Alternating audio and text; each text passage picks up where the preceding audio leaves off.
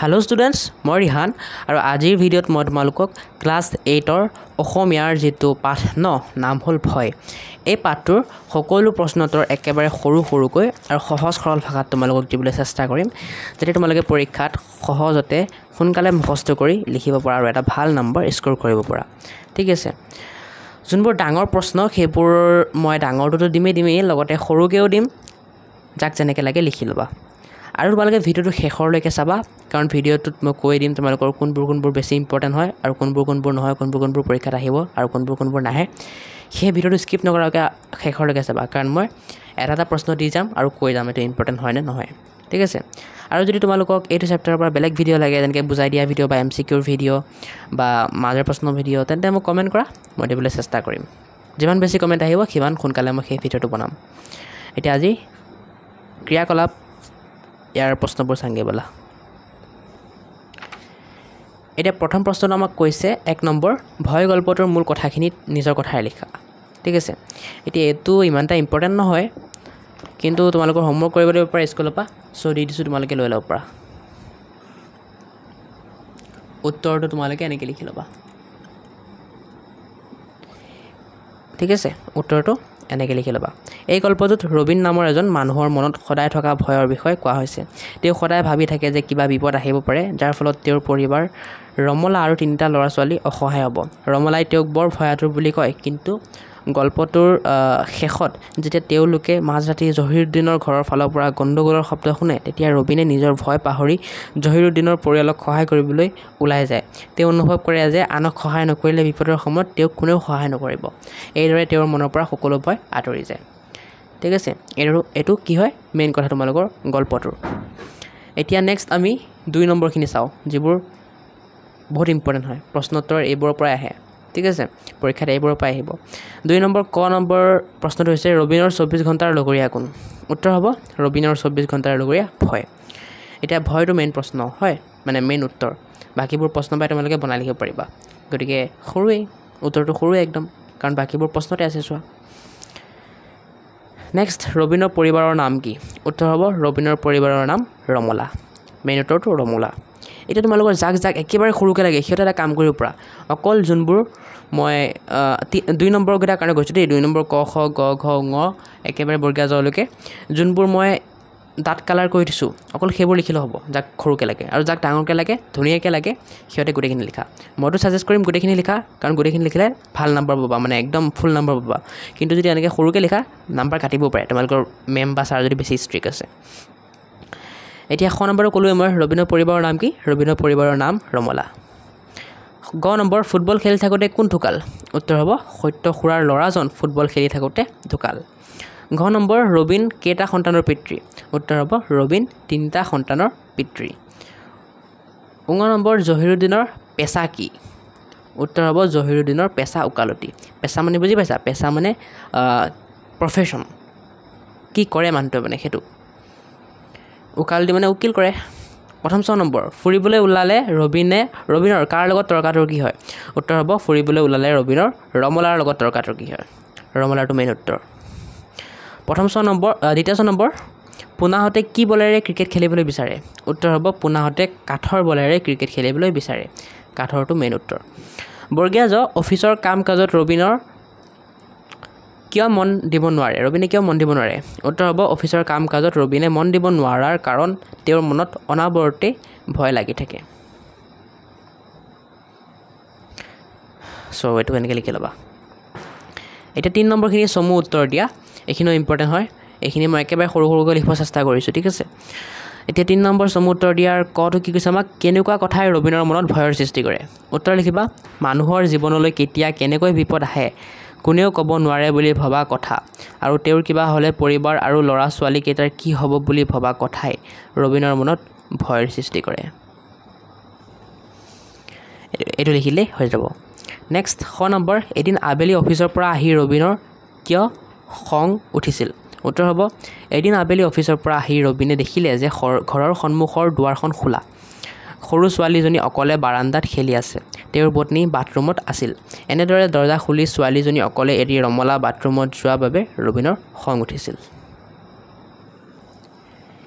এতিয়া ছাত্ৰ ছাত্ৰীসকল ভিডিঅ'টোৰ মাজতে কথা এটা কৈ দিওঁ মই তোমালোকৰ ক্লাছ 8 অসমীয়াৰ সকলো ভিডিঅ' বনাম বুলি ভাবিছোঁ তাৰে মই কিছুমান অলৰেডি বনালোঁ আৰু কিছুমান বনাম গতিকে সেই সকলোবোৰ ভিডিঅ'ৰ প্লেলিষ্টৰ লিংক মই তোমালোকক ডেছক্ৰিপশ্যনত দি দিম ঠিক আছে এতিয়া বহুতে চাগে ডেছক্ৰিপশ্যন খুলিব জানা কিন্তু বহুতে নাজানিব পৰা গতিকে মই শিকাই দিছোঁ চোৱা তোমালোকে ভিডিঅ'টো এনেকৈ সৰু কৰি ল'বা সৰু কৰি এই মোৰ অপশ্যনটোত ক্লিক কৰিবা MORE মোৰ পিছত মোৰ অপশ্যনটো ক্লিক কৰিলে এনেকুৱা পেজ খুলি যাব আকৌ মোৰ অপশ্যনটোত ক্লিক কৰিবা এনেকুৱা পেজ খুলি যাব ইয়াতে তোমালোকে ডাউনলোড PDF অপশ্যন এটা পাবা য'ত ক্লিক কৰিলে তোমালোকে ক্লাছ 8 অসমীয়াৰ সকলো চেপ্টাৰৰ অনুশীলনী প্ৰশ্ন উত্তৰৰ PDF নোটছ পাই যাবা আৰু ডাউনলোড কৰিব পাৰিবা ঠিক আছে কিবা এটা পে' কৰিব লাগিব কিন্তু পাই যাবা নেক্সট প্লেলিষ্ট লিংক থাকিব ক্লাছ 8 অসমীয়াৰ তাত ক্লিক কৰিলে তোমালোকে ক্লাছ 8 অসমীয়াৰ সকলোবোৰ ভিডিঅ' পাই যাবা নেক্সট মোৰ হোৱাটছএপ চেনেল ইনষ্টাগ্ৰাম ফেচবুক এইবোৰৰ লিংক থাকিব গৈ পেলাই ফ'ল' কৰি দিবা আৰু মই ভৱিষ্যতে এটা এপ লঞ্চ কৰিম বুলি ভাবি আছোঁ তোমালোকক পঢ়াবৰ কাৰণে যদি লঞ্চ কৰোঁ ইয়াতে লিংক দি দিম তোমালোকে গৈ ডাউনলোড কৰি ল'বা ঠিক আছে বাকী MCQ বা বেলেগ কিবা মাজৰ প্ৰশ্ন উত্তৰ যদি ভিডিঅ' বনাওঁ ইয়াত লিংক দি দিম কিন্তু মই ইয়াৰ পৰা চাব পাৰিবা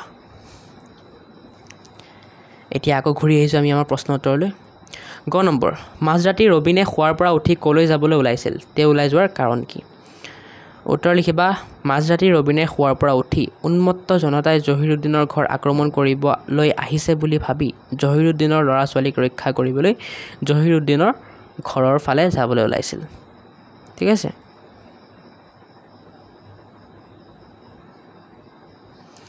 এতিয়া ঘ নম্বৰটো গল্পটো পঢ়ি ৰবিন আৰু ৰমলাৰ চিন্তাৰ মাজত ক'ত পাৰ্থক্য পাইছা এইটো উত্তৰটো এনেকৈ লিখিবা গল্পটো পঢ়ি দেখা যায় যে ৰবিন বৰ ভয়াতুৰ মানুহ আৰু সেয়ে সকলো বিপদৰ বাবে নিজকে সাজু ৰাখিব বিচাৰে আনহাতে ৰমলা ভয় নকৰা স্বভাৱৰ তেওঁ কোনো কথাকে গধুৰভাৱে নলয় ঠিক আছে এতিয়া মইতো ক'লোৱেই 2 নম্বৰখিনিৰ গোটেইখিনি আৰু 3 নম্বৰখিনি গোটেইখিনি ইম্পৰ্টেণ্ট পৰীক্ষাত আহে চাবা এতিয়া 4 নম্বৰখিনি চোৱা কোনে কাক কেতিয়া কৈছিল লিখা ক নম্বৰটো কৈছে আমাক ইমান ভয়াতুৰ মানুহ মই জন্মত দেখা নাই উত্তৰ লিখিবা উক্ত কথাষাৰ ৰমলাই কৈছিল কোনে কৈছিল ৰমলাই কৈছিল কাক কৈছিল ৰবিনক কৈছিল কেতিয়া কৈছিল ৰবিনে যেতিয়া তেওঁক পথৰ কাষেৰে খোজ কাঢ়িবলৈ কৈছিল আৰু ছোৱালীজনী আগফালে থৈ গা ধুবলৈ যোৱাৰ বাবে খং কৰিছিল তেতিয়া কৈছিল হয় এনেকৈ লিখি দিবা এই কথাষাৰ মানে দুজাগাত কৈছিল পাঠটোত ঠিক আছে সেইকাৰণে মই দুটা জেগাৰ নাম লিখি দিছোঁ খ নম্বৰ কৈছে আমাক হেৰা শুনিছা কোনোবাই চিঞৰা যেন লাগিছে এতিয়া এই কথাটো কোনে কৈছিল উক্ত কথাষাৰ ৰবিনে কৈছিল কাক কৈছিল ৰমলাক কৈছিল কেতিয়া কৈছিল মাজৰাতি হঠাৎ টোপনি ভাঙি যোৱাৰ পাছত কৈছিল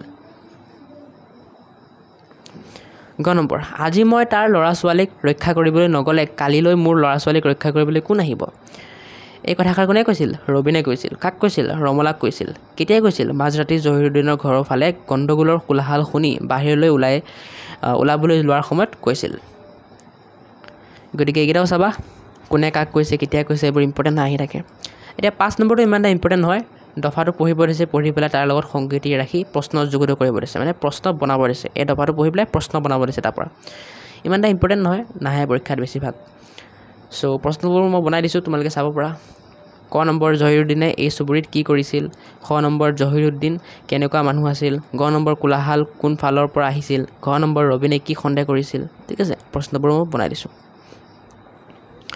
এতিয়া 6 নম্বৰ আমাক কৈছে তলৰ বাক্য কেইষাৰীৰ অৰ্থ বুজাই লিখা ক নম্বৰ উশৃংখল জনতা দাবানল দৰে এতিয়া এইবোৰ আহিব পাৰে দেই 6 নম্বৰখিনি আহিব পাৰে এতিয়া ইয়াৰ অৰ্থটো কি হ'ব অৰ্থটো হ'ব উশৃংখল জনতা দাবানল দৰে ইয়াৰ অৰ্থ হ'ল দাবানল মানে কি জংঘলত লগা বৰ ডাঙৰ জুই যেনেকৈ একো নামানে সকলো পুৰি চাৰখাৰ কৰি যায় ঠিক তেনেকৈ বিবেক নথকা খঙাল মানুহৰ দলেও কোনো বিচাৰ নকৰাকৈ সকলো নষ্ট কৰি দিয়ে নেক্সট খ নম্বৰটো কৈছে আমাক দাবানল সৃষ্টি কৰাৰ কাৰণে ফিৰিঙতি এটাই যথেষ্ট উত্তৰ লিখিবা দাবানল সৃষ্টি কৰাৰ কাৰণে ফিৰিঙতি এটাই যথেষ্ট ইয়াৰ অৰ্থ হ'ল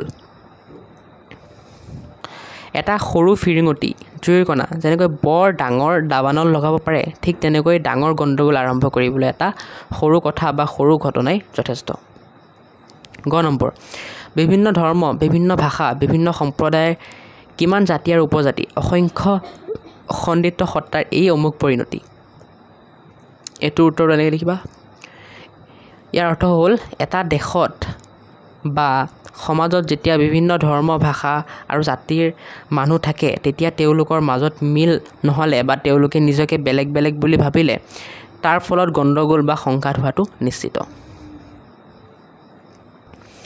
এতিয়া 7 নম্বৰটো কি কৈছে আমাক ভয় গল্পটোৰ পৰা তোমাৰ জীৱনৰ কাৰণে প্ৰয়োজনীয় কি কথা শিকিলা লিখা এতিয়া এইটো এটা ইম্পৰ্টেণ্ট প্ৰশ্ন নহয় পৰীক্ষাত নাহে এইটো ঠিক আছে সো লিখি দিছোঁ মই হোমৱৰ্ক কৰিবলৈ পাৰে স্কুলৰ পৰা ভয় গল্পটোৰ পৰা মই শিকা প্ৰয়োজনীয় কথা ক নম্বৰ আমি সদায় ভয়ত কটোৱাতকৈ বিপদৰ সন্মুখীন হ'বলৈ নিজকে সাজু ৰাখিব লাগে খ নম্বৰ সমাজত শান্তি বজাই ৰাখিবলৈ সকলো ধৰ্ম আৰু সম্প্ৰদায়ৰ মানুহৰ লগত ভাল সম্পৰ্ক ৰখা উচিত গ নম্বৰ নিজৰ ল'ৰা ছোৱালীক বা নিজক ৰক্ষা কৰিবলৈ হ'লে প্ৰথমে আনৰ বিপদত সহায় কৰিবলৈ শিকিব লাগে এতিয়া 8 নম্বৰখিনি ইম্পৰ্টেণ্ট হয় তলৰ শব্দবোৰেৰে একোটাকৈ বাক্য গঠন কৰা বাক্য ৰচনা কৰা মানে ঠিক আছে সো উত্তৰবোৰ মই লিখি দিছোঁ চোৱা আওহতীয়া বাক্য ৰচনা কৰিবা মানুহটোৱে মনৰ আওহতীয়া ঠাইত এটা দুখ লুকুৱাই ৰাখিছিল সন্তপৰ্ণতে বাক্য ৰচনা কৰিবা মেকুৰীটোৱে সন্তপৰ্ণে আহি মাছটো লৈ গ'ল লানি নিচিগা দি বাক্য ৰচনা কৰিবা বাটেৰে লানি নিচিগা গাড়ীৰ সোঁত চলি আছে অন্যমনস্ক দি বাক্য ৰচনা কৰিবা ৰাস্তাত অন্যমনস্ক হৈ খোজ কাঢ়িলে বিপদ হ'ব পাৰে অমুক দি বাক্য ৰচনা কৰিবা ৰামে লোকৰ অহিত চিন্তা কৰাৰ অমুক পৰিণতি লাভ কৰিলে উশৃংখল দি বাক্য ৰচনা কৰিবা মই উশৃংখল জনতাক কেতিয়াও সমৰ্থন নকৰোঁ তেনেকৈ বাকীবোৰ মই কৰি দিছোঁ আৰু পঢ়ি দিয়া নাই এইবোৰ তোমালোকে চাই লিখি ল'বা ঠিক আছে এতিয়া ভাষা অধ্যয়নত 9 নম্বৰটো কৈছে তোমালোকক জ্যোতিচিহ্ন মানে বহাই দফাটো আকৌ লিখিব দিছে জ্যোতিচিহ্ন মানে কমা দাৰি এইবোৰ ঠিক আছে এইবোৰ বহাই এই দফাটো আকৌ লিখিব দিছে মই তোমালোকক লিখি দিছোঁ তোমালোকে চাই লিখা এইটো উত্তৰটো মই পঢ়ি দিয়া নাই আৰু ইয়াতে ৰখি দিছোঁ তোমালোকে চাই শুনি নহয় মানে চাই লিখি লোৱা এতিয়া 10 নম্বৰ কৈছে তলৰ আস্তানা শব্দবিলাকত কি বিভক্তি যুক্ত হৈছে লিখিব দিছে হয় এতিয়া তোমালোকে কিতাপতে চোৱা প্ৰথমটো কি কৈছে আমাক নৰ্দমালৈ ইয়াত ৰাস্তা নিছে হয় গতিকে নৰ্দমা যোগ লৈ নৰ্দমাটো মেইন শব্দ তাৰ লগত লৈ বিভক্তিটো যোগ হৈছে আৰু এই লৈ বিভক্তিটো কি চতুৰ্থী বিভক্তি তেনেকৈ বাকীবোৰো মই লিখি দিছোঁ তোমালোকে চাই লিখি লোৱা এইটো গ নম্বৰটো এইটো ঘ নম্বৰটো ঠিক আছে এতিয়া 11 নম্বৰ ভাৱ বহলা লিখাকেইটা চাওঁ আহা ভাৱ বহলা লিখাকেইটা ইম্পৰ্টেণ্ট হয় আহিব পাৰে ক নম্বৰ কৈছে অতিমাত্ৰা সকলোৰে বেয়া এইটোৰ উত্তৰটো এনেকৈ লিখি দিবা তোমালোকে মই দেখাই দিছোঁ আৰু পঢ়ি দিয়া নাই ঠিক আছে দেখাই দিছোঁ তোমালোকে লিখি ল'বা এনেকৈ চাই খ নম্বৰ ফিৰিঙতিৰ পৰা শান্তব্দা হয় এইটোৰটো এনেকৈ লিখিবা উত্তৰটো এতিয়া এইটো অলপমান ডাঙৰ হৈছে ন যাক সৰুকৈ লাগে সিহঁতে ওপৰৰ পেৰেগ্ৰাফটো নিলিখিবা তলৰ পেৰেগ্ৰাফটো লিখা ঠিক আছে আৰু যাক ডাঙৰকৈ লাগে গোটেইখিনি লিখিবা সো যাক ডাঙৰকৈ লাগে গোটেইখিনি লিখিবা যাক সৰুকৈ লাগে অকল এই তলৰ পেৰেগ্ৰাফটো লিখিলে হ'ল হ'ব আৰু বাকী মই মোৰ চেনেলত তোমালোকৰ ভাৱ বহলা লিখা যিমান পৰীক্ষাৰ বাবে ইম্পৰ্টেণ্ট সকলোৰে বাবে ভিডিঅ' বনাই থৈছোঁ সকলো ভাৱ বহলা লিখা যিবোৰ পৰীক্ষাৰ বাবে ইম্পৰ্টেণ্ট তাৰ ওপৰত সো যদি তোমালোকৰ লাগে তেন্তে মোৰ চেনেলত গৈ চাব পাৰিবা ঠিক আছে চেনেলত গৈ প্লে'লিষ্টত গৈ চাব পাৰিবা প্লে'লিষ্ট বনাই থৈছোঁ এটা ডাঙৰ প্লে'লিষ্ট এতিয়া নেক্সট 12 নম্বৰ সন্ধি ভাঙাকেইটা মই কৰি দিছোঁ চোৱা ভাৱাবেগ ভাৱযোগ আৱেগ তেনেকৈ পৰীক্ষা পৰিযোগ ইচ্ছা নিশব্দ নিযোগ শব্দ ভয়াতুৰ ভয়যোগ আতুৰ যথেষ্ট যত্নয়ো যথা হ'ব টাইপিং কৰি দেখিছা কিমান স্পেলিং ভুল হয় তোমালোকে অলপ ইগন'ৰ কৰিবা যদি মাজে মাজে স্পেলিং ভুল পোৱা কাৰণ মই যিমান পাৰোঁ কম স্পেলিং ভুল কৰাকৈ লিখিব চেষ্টা কৰোঁ কিন্তু কি কৰিব কেতিয়াবা ৰখি যায় মইতো মানুহে ন এতিয়া আকাৰে থা অ'কে হৈ গ'ল এতিয়া তেনেকৈ খ নম্বৰখিনি সন্ধি যোৰা লগাব দিছে উৎশৃংখল উৎসাহ সন্মুখ নিশ্চিন্ত শিৰচ্ছেদ ঠিক আছে এতিয়া গ নম্বৰ জ্ঞান সম্প্ৰসাৰণ কৰা তাৰ প্ৰশ্নবোৰ ইম্পৰ্টেণ্ট হয় সাধুকথা আৰু চুটিগল্পৰ মাজত থকা পাৰ্থক্য লিখা এতিয়া উত্তৰটো এইখিনি যাক সৰুকৈ লাগে অকল এইখিনি লিখিবা এইখিনি নিলিখিলেও হ'ল তোমালোকে চাই লিখি লোৱা মই আৰু কৈ নাযাওঁ আৰু ভিডিঅ'টো ডাঙৰ হৈ যাব নালে বেছি কৈ গ'লে এতিয়া খ নম্বৰ সাধুকথাৰ বৈশিষ্ট্যবোৰ লিখা উত্তৰটো এইখিনি লিখি লোৱা যাক সৰুকৈ লাগে অকল মানে ডাঠ কালাৰখিনি লিখিবা এইটো লিখিব নালাগে গ নম্বৰ চুটিগল্পৰ বৈশিষ্ট্যবোৰ লিখা এনেকৈ লিখিবা উত্তৰটো ঘ নম্বৰ অসমীয়া চুটিগল্পৰ জনক কোন উত্তৰ হ'ব লক্ষ্মীনাথ বেজবৰুৱা। 19 নম্বৰ শিলভদ্ৰৰ প্ৰকৃত নাম কি? উত্তৰ হ'ব ৰেৱতী মোহন দত্ত চৌধুৰী। প্ৰথম 6 নম্বৰ তেখেতৰ জন্ম ক'ত হৈছিল?